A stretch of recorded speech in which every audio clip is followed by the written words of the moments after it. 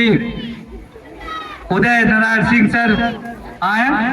चूंकि इनका विषय वस्तु भी रहता है, किसी प्रोग्राम में जाते हैं तो बच्चों के कैरियर से संबंधित बातों पे हमेशा चर्चा करते रहते हैं। मैं चाहूंगा कि बहुत बहुत धन्यवाद सर।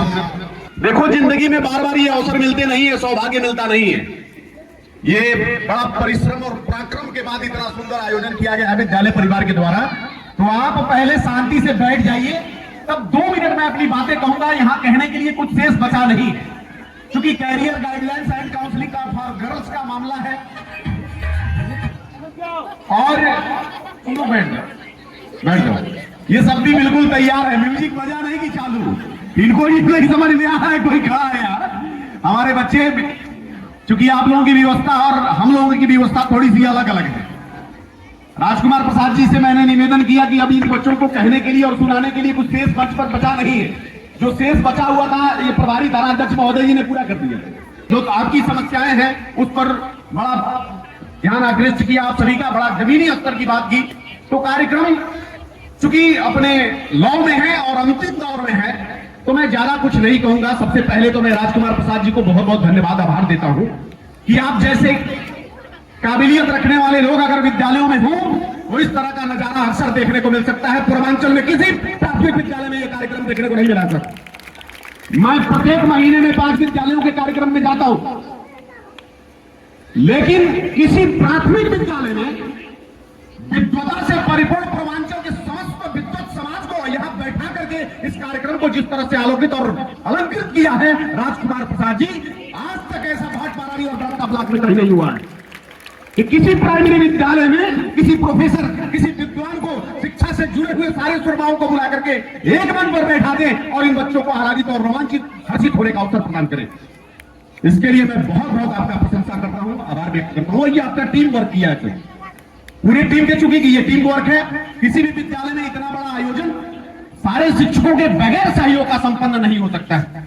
आपने बहुत बड़ा काम किया है और इन बच्चों को हम लोग बड़े हुए high school, inter, BA, MA तक प्रोफेसर को नहीं सुन पाए, अच्छे प्रोफेसर को हम ऐसे विद्वानों को के बीच में नहीं बैठ पाए, लेकिन इन नन्हे मुन्ने बच्चे जो मुझे लगता है कि प्रोफेसर की परिभाषा भी नहीं समझ पा रहे होंगे, उन लोगों को संबोधित किया है प्रोफेसरों ने यहां आकर के। यह बहुत बड़ी बात है, यह बहुत बड़ी बात है।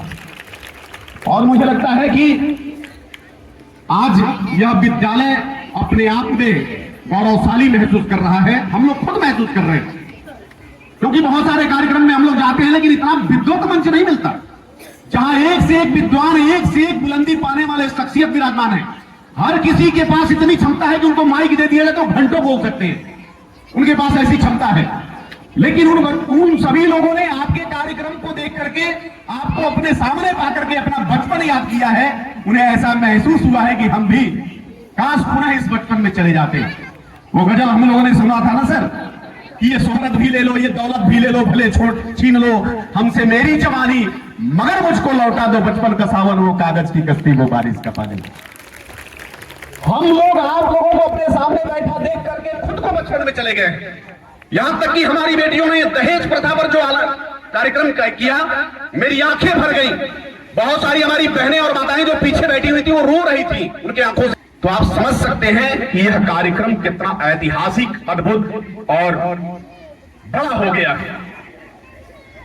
बेटियों की बात आती है, चूंकि इसमें लिखा हुआ है कि बच्चियों को गाइडेंस करने की जरूरत भी है, क्योंकि हमारे समाज में, हमारे परिवार में सबसे ज्यादा परेशान और सबसे ज्यादा समस्याओं से घिरी हुई अगर कोई चीज है तो वो महिला है, वो हमारी बेटियां हैं। इनकी जिम्मेदारी समाज को बढ़ाने में, समाज को चलाने में, समाज के प्रगति में बढ़ जाता है। इसलिए इन बेटियों को ज्यादा शिक्षित और प्रशिक्षित होने की जरूरत है। आज हमारे समाज में बेटियां समाज से लेकर के, शिक्षा से लेकर के, राजनीति से लेकर के, कला संस्कृति से लेकर के कोई ऐसा क्षेत्र नहीं है जहां वो आगे बढ़कर के समाज का नेतृत्व न कर रही हूं, क्षेत्र का नेतृत्व न कर रही हूं। सर, हमारे देश की बेटियां आज विद्यालय में कलम चलाने से लेकर के सरहदों की सुरक्षा में AK-47 चला रही है। आज हमारे देश की बेटियां घरों में बेलन चलाने से लेकर के हवाई जहाज उड़ा रही है। आज हमारे देश की बेटियां इसी ग्राउंड से खेलते खेलते ओलंपिक तक जाती हैं और वहां जाकर के अपने देश के लिए गोल्ड मेडल ला रही हैं। तो इन बेटियों का सम्मान होना चाहिए। और जो लोग इन बेटियों को कमतर समझते हैं, घरों से बाहर निकलने पर प्रतिबंधित करते हैं और इन बेटियों को कहीं ना कहीं बाल विवाह के में झोंक देते हैं, मैं उन सबसे कहना चाहता हूं, इन्हें बेटा बना पालो तो ये इतिहास छू लेंगी। इन्हें बेटा बना पालो तो ये इतिहास छू लेंगी। करो विश्वास बेटी पर तो ये विश्वास छू लेंगी। और कभी भी इनको जिंदगी में कमतर मत देखना। जरा सा पंख खोलोगे तो ये आकाश छू लेंगी।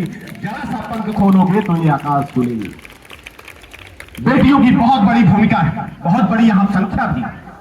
4 घंटा हो गया है सर इस कार्यक्रम का, और मुझे लगता है कि दर्जनों अतिथि भले चले गए हैं, लेकिन हमारा एक बच्चा घर को नहीं गया है। ये संस्कार इस विद्यालय ने दिया है इनके अंदर। नहीं तो बहुत सारे कार्यक्रम में अतिथि ही बच जाते हैं, बच्चे नहीं बचते। मैं जैसे ही आया, इंद्रजीत जी हमारे अभिन्न मित्र हैं, कह रहे थे कि उदय जी मुझे भरोसा नहीं था कि आप आएंगे। तो मैं आपसे कह रहा हूं कि भरोसे का दूसरा नाम उदय नारायण सिंह सम्यक है। 2 सैनिक दुश्मन के खेमे में घुस गए, दोनों पकड़ा गए। दुश्मन का सेना टूट पड़ा और एक तो उसमें से छुड़ा करके भाग गया किसी भी तरह से, दूसरा फंस गया। जो इधर आया तो कमांडर से मिला, कहा कि हमारे एक मित्र को उन लोगों ने पकड़ लिया है। कमांडर ने कहा जब पकड़ लिया है तो छोड़ दो, जाने दो, अब तो मारा जाएगा, तुम क्या करने जाओगे अपनी जान देने के लिए? वो कहा कि मैं जाऊंगा। कमांडर ने कहा कि जाओगे तो जिंदा वापस नहीं आओगे। वो कहा चाहे शस्त्र जो भी होगा, हमारा मित्र वहां फंसा हुआ है, मैं जरूर जाऊंगा। गया उधर से तो उसका मित्र मारा जा चुका था। उसका लाश कंधे पर लेकर के जब अपने कमांडर के पास वापस आया तो कमांडर ने कहा कि मैंने कहा था ना कि तुम्हारे जाने से कोई फायदा नहीं होगा, वो मर चुका है होगा अभी तक। तो उसने कहा कि साहब वहां जाने से मुझे फायदा हुआ, क्योंकि जब मैं वहां गया तो वो जीवित था और वो कह रहा था कि कोई आए चाहे ना आए, मेरा मित्र जरूर मुझे बचाने के लिए आएगा। तो मैं भाई राजकुमार प्रसाद जी से मैं कहा हूं, मैं इसी कार्यक्रम के लिए आज छुट्टी लिया हूं। घर इस कार्यक्रम के लिए सब कुछ सुनूंगा, क्योंकि ये बच्चों का कार्यक्रम है। जिन बच्चों से हम लोग जिंदा हैं और जिन बच्चों से हम लोग ऊर्जान्वित होते हैं और ऊर्जा लेकर के अपना कार्य करते हैं, ये बच्चे हमारे लिए बहुत महत्वपूर्ण है साहब। और मैं इंद्रजीत भाई, मैं आपके लिए कहता हूं, भूला और जात खत्म, चांद निकला और रात खत्म, इश्क भूला और जात खत्म, रिश्ता विश्ता तुम जानो, तुम मेरे हो, बात खत्म। ये रिश्तों की बात है, ये मोहब्बत की बात है राजकुमार भाई। उनका ध्यान बार बार मेरे तरफ से था कि उदय भाई निकल के भाग तो नहीं रहे हैं। जिंदगी में 2-3 काम जरूर करना के लिए, लेकिन ये सौभाग्य मेरे हिस्से में नहीं आया। सारा सौभाग्य आदरणीय एसओ साहब के हाथ में चला गया। वो इतना मीठा बोल रहे थे कि आप बड़ी शिद्दत से सुन रहे थे उनको, और मैं भी सुन रहा था। मैं आह्लादित रोमांचित हूं कि आप इलाहाबाद की सरजमी से, पवित्र माटी से, संगम त्रिवेणी से चल करके हमारे बीच में आए।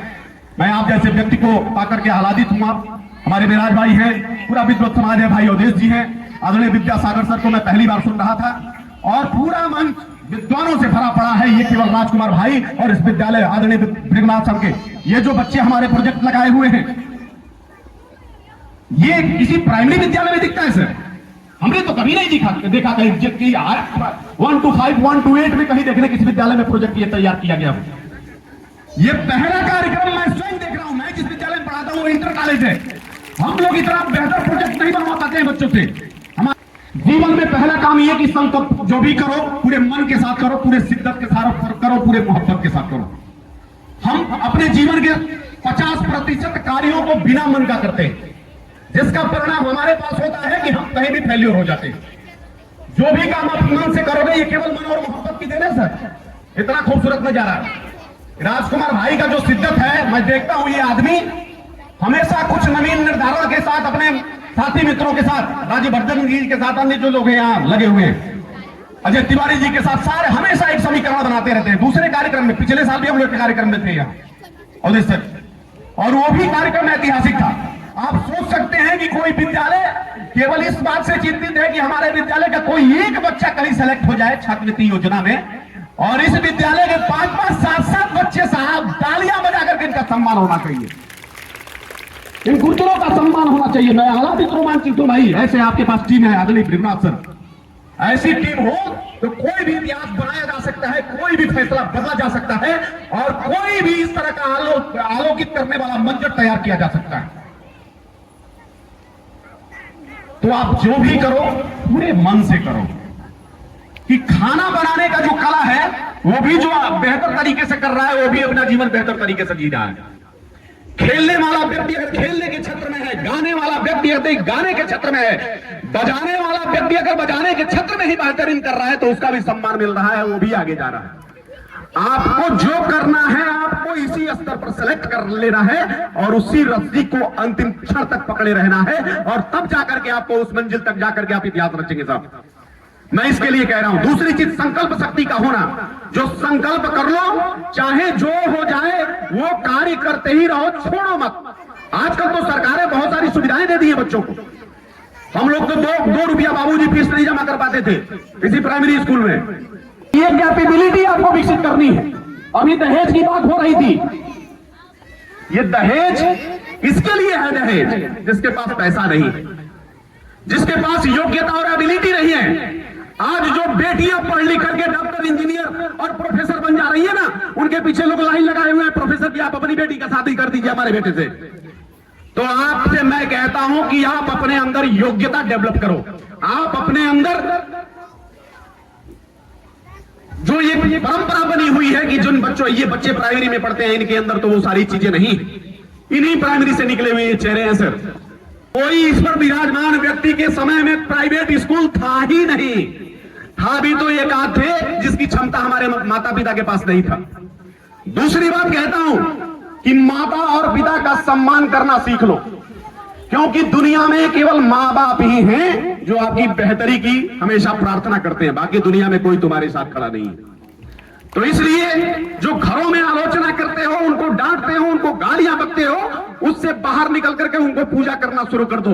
जिस दिन अपने माँ बाप का सम्मान करना शुरू कर दोगे तुम्हारे मुड़ में भी बुद्धिमत्ता विकसित हो जाएगी। इस बात का मैं दावा करता हूं। अपने माँ बाप का करो सम्मान और रफ्तार बनाए रखो। जो भी करते हो वो रफ्तार रहे। हम लोग पढ़े थे सर कि जो निरंतर है वही सिकंदर है। जो लगातार किसी कार्य में लगा हुआ है, जब तक कि तुम्हारा मंजिल न मिल जाए अपने कदमों को रोकना मत। हम लोग एक कहानी सुनते थे कछुए खरगोश की बचपन में। तो कछुआ खरगोश की कहानी में बस हम लोगों ने सुना कि खरगोश हार गया और कछुआ जीत गया। फिर हम लोगों ने पूछा कि सर कछुआ जीता क्यों? तो लोगों ने बताया कि वो निरंतर धीरे धीरे चल रहा था। काम जो भी करो धीरे करो, जितना स्लो हो सके करो। अभी कच्छप गति की बात कही थी राजकुमार जी ने, हमारा कार्यक्रम कच्छप गति से चल रहा है। कछुए की गति से चलो लेकिन लगातार चलते रहो। तुम्हारा कहीं ना कहीं इंतजार हो रहा है। बेहतर से बेहतर तुम्हारे जीवन में आ सकता है अगर तुम्हारा निरंतरता बरकरार है, तुम्हारा रफ्तार बरकरार है। और शायर ने लिखा है सर, मैं वो शेर है कि नहीं मिलता है साहिल मत मिले मझधार में रहना, नहीं मिलता है साहिल मत मिले मझधार में रहना, घटाओं की तरह छाए हुए अखबार में रहना, तुम्हारी मंजिल दुनिया का कोई ताकत रोक नहीं पाएगा, मगर यह शर्त है कि तुम इसी रफ्तार में रहना, मगर यह शर्त है कि तुम इसी रफ्तार में रहना। रफ्तार बरकरार रखना, दुनिया की कोई ताकत तुमको रोक नहीं पाएगी। बहुत सारे क्षेत्र हैं जिस क्षेत्र में जाकर के तुम इतिहास रच सकते हो और ये सारी योग्यता तुम्हारे अंदर है। कोई भगवान के यहां से लेकर के नहीं आया है, कोई मां के पेट से योग्यता पैदा नहीं किया है। हम लोग पढ़ते हैं एपीजे अब्दुल कलाम साहब का, और कहीं असफलता किसी मोड़ पर मिल जाती है, किसी परीक्षा में तुम फेल हो जाते हो, कभी तुमको लगता है कि तुम्हारा मार्क्स कम आ गया है, कभी हताश निराश मत होना, क्योंकि अगली परीक्षा बड़ी परीक्षा तुम्हारा इंतजार करती है। वो तुम्हारे सफर का कामा हो सकता है, फुल स्टॉप नहीं हो सकता है।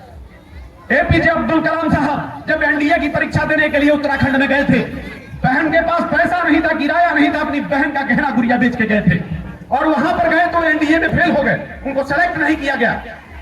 निराश हताश मुद्रा में पर्वतों पर चढ़े और मरने के बारे में उनके जहन में अनेक अलग अलग ख्याल आने लगा। वहां पर स्वामी शिवानंद जी उनको देख रहे थे कि एक विचलित बालक इस पहाड़ों पर क्या कर रहा है अकेले। उन्होंने बुलाया, पूछा तो उन्होंने कहा कि साहब आप तो बड़े विद्वान आदमी हैं, संत आदमी हैं, मैं अपनी बहन का गहना गुड़िया बेच करके यहाँ तक का सफर तय करके आया हूँ और सेलेक्ट नहीं हो पाया, मेरे पास वापस जाने तक के पैसे नहीं है, मैं क्या करूं, मुझे मरने के ख्याल आ रहे हैं जहन में। स्वामी शिवानंद जी ने उनको बैठाया और उनसे कहा कि बेटा अगर एनडीए में तुम सेलेक्ट नहीं हुए हो तो हताश निराश मत होना, हो सकता है कि भगवान तुमको किसी बड़े कार्य के निमित्त सर्जरी पर भेजा हो। निराश मत होना। मैं हमेशा कहता हूं, चरागों को जलाना चाहती है, हवा भी आग लगाना चाहती है। सर, चरागों को जलाना चाहती है, हवा भी आग लगाना चाहती है। और ऐ अमीरों, तुम अब अपनी आंखें बंद कर लो, क्योंकि अब गरीबी मुस्कुराना चाहती है, क्योंकि अब गरीबी मुस्कुराना चाहती। और जिंदगी में कभी ये मत सोचा तो कि तुम किस परिवार से आए हो। जितने भी बड़ी विभूतियों को हम पूज रहे हैं, जितने भी बड़ी विभूतियों को हम अध्यायों में पढ़ रहे हैं, वो गरीबों के बच्चे रहे, वो किसानों के बच्चे रहे, मजदूरों के बच्चे रहे हैं। और ये सौभाग्य गरीबी, किसानी और मजदूरी जिसके हिस्से में ऐसा, भगवान ने उसको अतिरिक्त अवसर प्रदान किया है बड़ा बनने का, बड़ा करने का और इतिहास बनाने का। मैं बहुत कुछ न कहते हुए बस इतना कहता हूं कि अपना मंदिर न मस्जिद दीवारें लिखे, गीत के रंग गोरे न काले लिखे। अब समय है कि मेघों के सीने पे हम बिजलियों के कलम से उजाले लिखे, बिजलियों के कलम से उजाले लिखे। आप सभी के धैर्य के लिए, सामर्थ्य के लिए और इस कार्यक्रम में पूर्ण रूप से बने रहने के लिए बहुत बहुत आभार और शुभकामनाएं देता हूं। आप जीवन में बुलंदी पाएं, इतिहास रखें, इस पूर्वांचल का मान सम्मान, परिवार का मान सम्मान, विद्यालय का मान सम्मान और गुर्जरों का मान सम्मान बढ़ाए। इन्हीं सारी शुभकामनाओं के साथ बातें। सभी को बहुत बहुत धन्यवाद, शुक्रिया। जय हिंद, जय भारत।